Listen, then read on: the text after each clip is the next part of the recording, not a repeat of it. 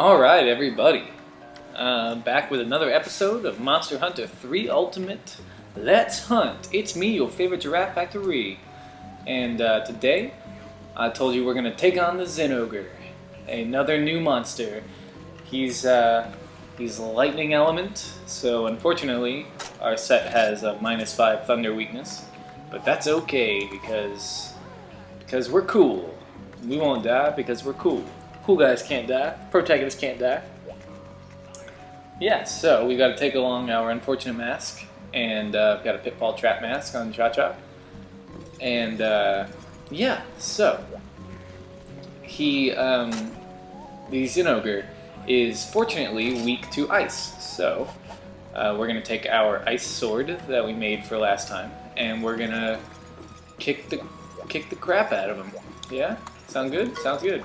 So let's eat. Let's eat for Polisher. Definitely get Polisher if we do that. Very cool.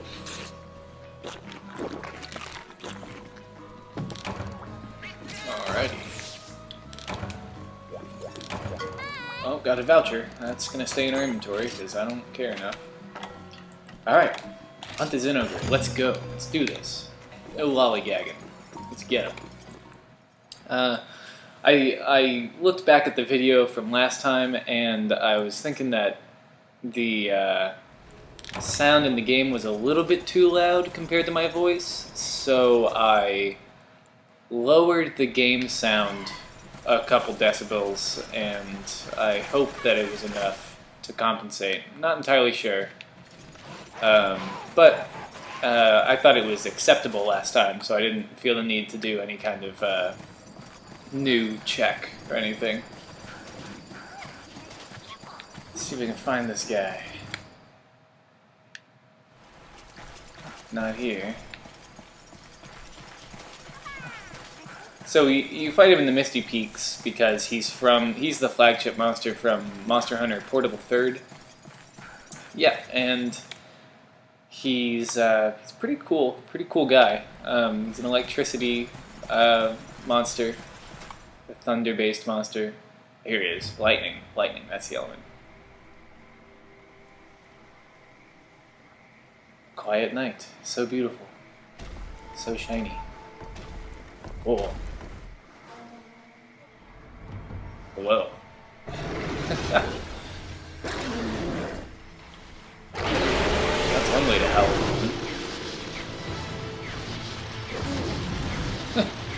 Crazy spiky guy. Whoa, backflips.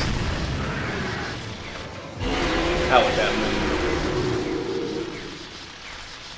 Yeah, so he's the wolf-like wyvern. He's not a pelagus, he is a wyvern, I'm pretty sure.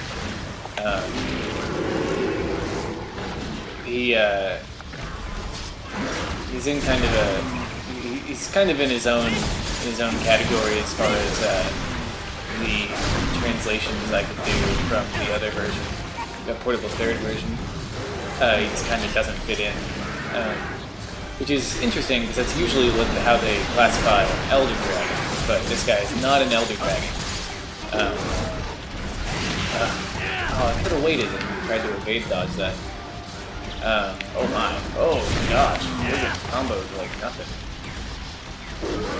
Knock it up, dude. Oh gosh. Run, son! Oh, we're gonna faint. We're gonna faint. Woof! Woof! Woof indeed. Okay. Alright, here we go. No more mistakes. Let's do this. Let's do this right. Okay, so when you fight this quest, he starts off in his charged state, like the chief mentioned last time. So watch out when he's in his supercharged state. And you should. He's faster, stronger. Harder, better. He strings together longer combos when he's supercharged, and he deals more elemental damage as well. So he becomes a little bit tougher when he's supercharged, but it just takes you, he doesn't fall out of it on his own. You have to deal damage to him until he falls out of it. And the first couple times you do knock him out of it, he will actually drop. He'll actually drop a shiny, which is pretty cool.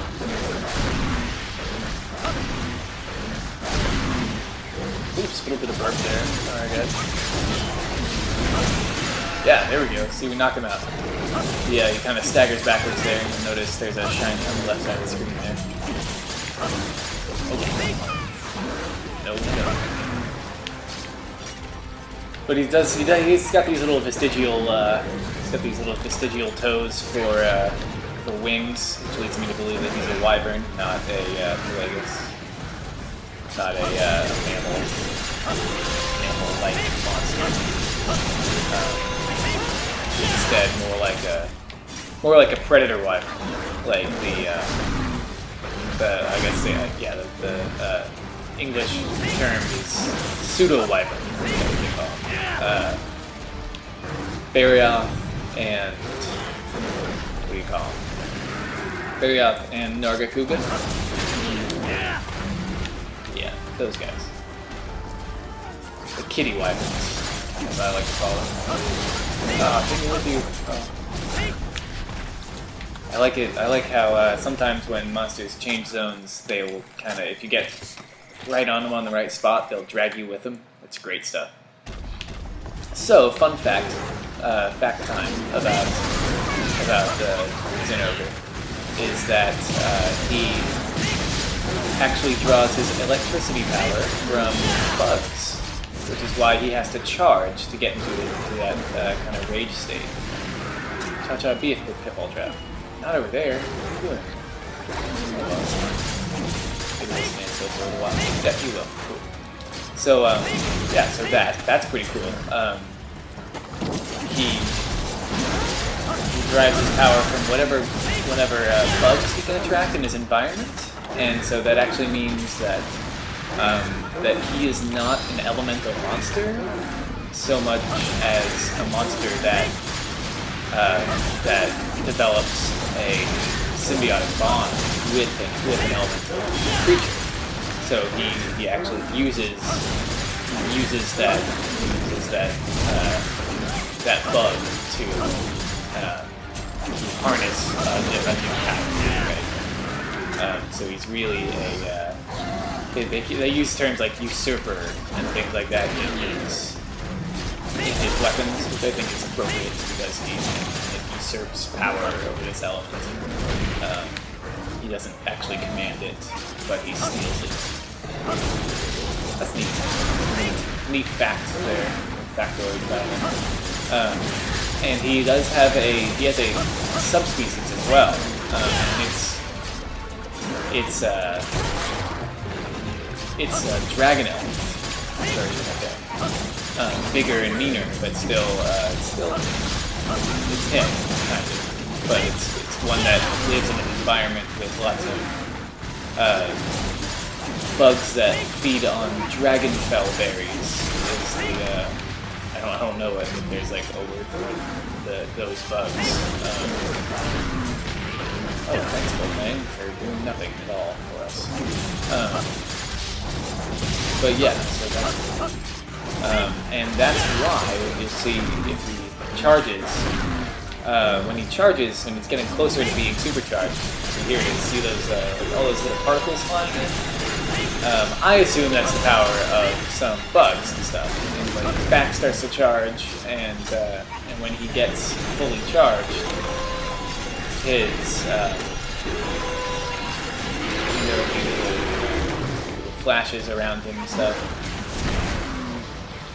And it showed in that little cutscene that there were a bunch of bugs around, right? When he wanted to summon all this power that he took to get supercharged like that.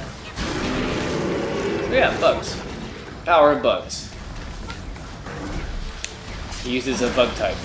He uses bug Pokemon. So yeah. Oh, and here's one of his biggest attacks. Carve him through it.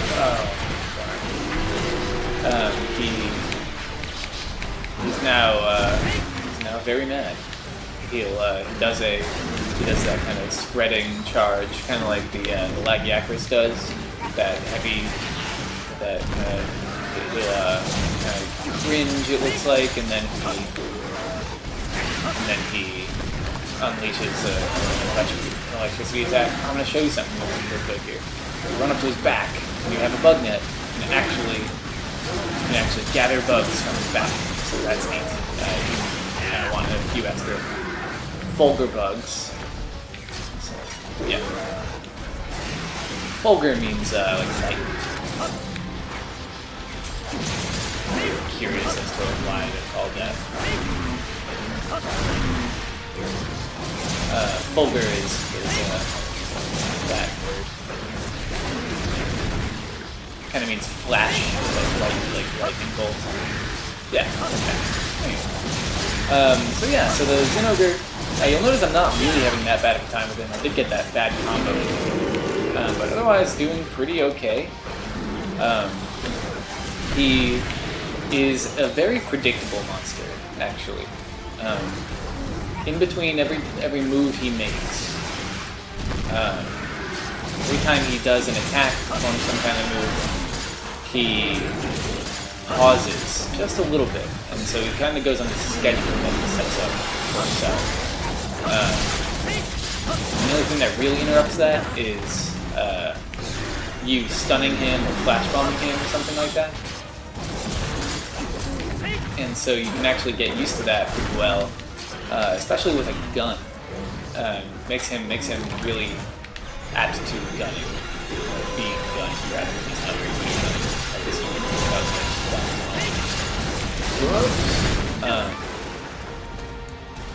Yeah, so he's actually really easy to gun because he's very predictable like that.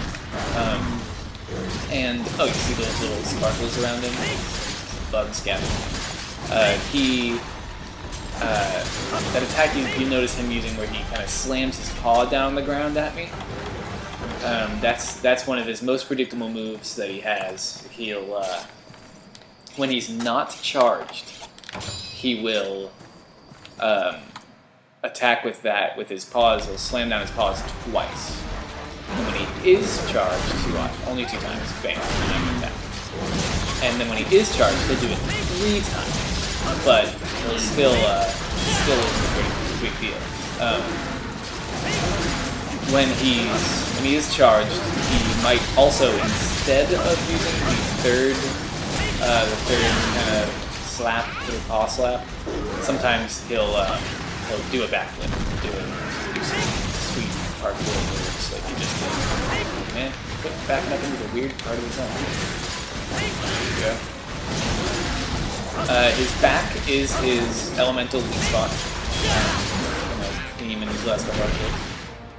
And so when he's on the ground and you've got an ice weapon, you probably want to go for his back if you don't want to gather bugs, or I guess if you haven't cut the tail off yet.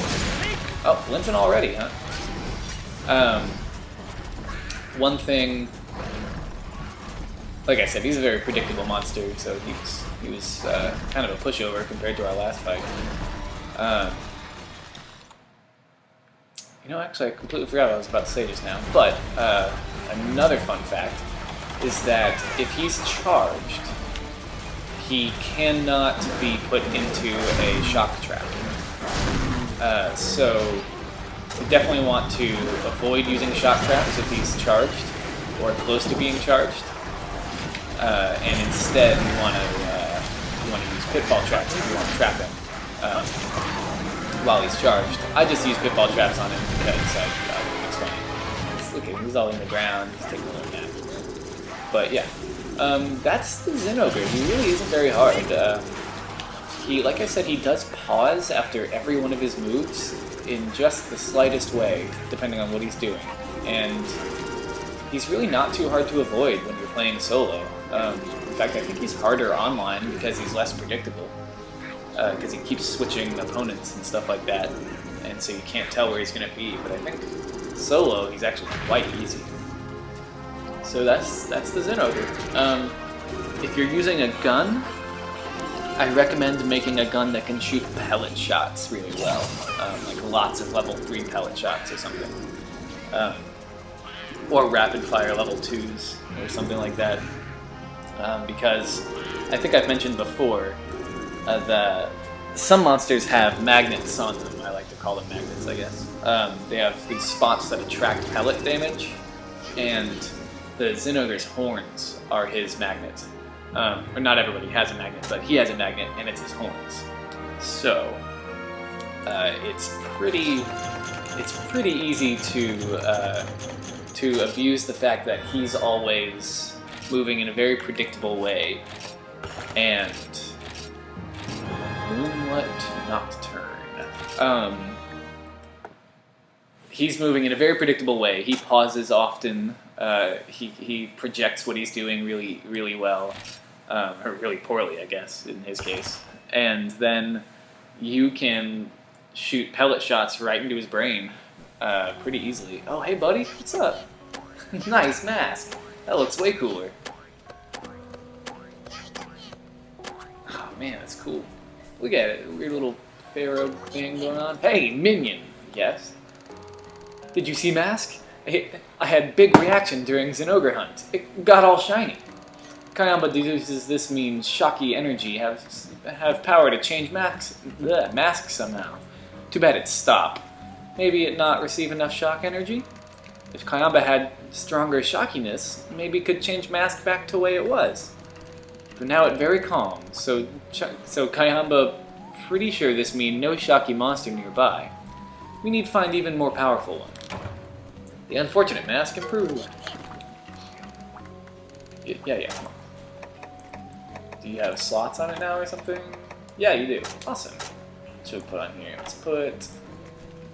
I guess it's made for defense, so we're going to put defense boost on it. Yeah, that's fine. Ooh, what's up, Cha-Cha? See, Cha-Cha know what talking about. There's no connection between lightning and unfortunate mask. Never doubt Cha-Cha. So what if Mask Glow, that Cha natural phenomenon? Swamp-a-lompa gas, maybe. Unfortunate mask, safe for Kayamba. Cha-Cha risk limb and life to create new Maskalaka. Now time for Cha-Cha to collect materials. Now time for Minion to stay out of way. Aw. It's getting all jelly. Getting real jealous of that mask. What's up, Junior? I was hoping you'd drop by. You've gone after a Zinogre before, right? Yeah, just now, actually. How'd you know? Well, we started seeing him in the Moga Woods at night. What a coincidence. Alrighty. What's up, Chief? What's that? Seen the mask reacted to the Zinogre's thunder? But you don't think it got enough juice. No, thunder, not juice. These Shakalaka types are more clever than they look. If the Zinogre doesn't discharge enough thunder, then what will? Our old friend the Lagiacris doesn't have that kind of power. But, you don't think, what? Jeez, Chief, that was a weird way to end the conversation. Well, I'll be inapt and innocent. You say your buddy's unfortunate mask reacted to the beast's thunder and started to shine? But then it faded right after, huh? Gosh, we almost had it. We were this close. And I did not realize, I didn't notice that his mask was shiny. I should have looked. Huh.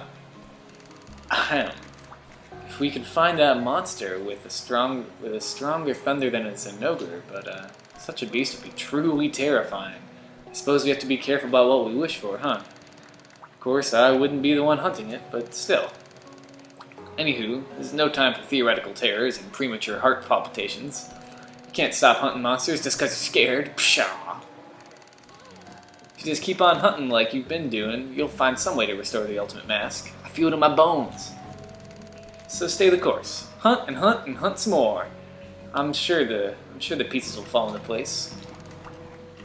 I see the lust in your eyes. Want to see what I've got for quests? What a tease. Alright. Okay, so we got some new stuff here.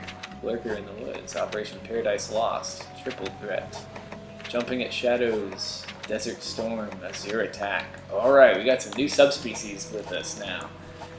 Well, looks like there's going to be a few more subspecies episodes coming up your way. Until then, I'm going to just leave this episode off here. It's pretty short, but and I apologize for that, but there's not much else we can do. So, I'll just leave it here then, guys. I hope you enjoyed that little Zinogre fight. As simple and predictable as it was. And I hope y'all have a good one, as usual. And come back, see me next time for another episode of Monster Hunter 3 Ultimate Let's Hunt next time! What? Alright, bye.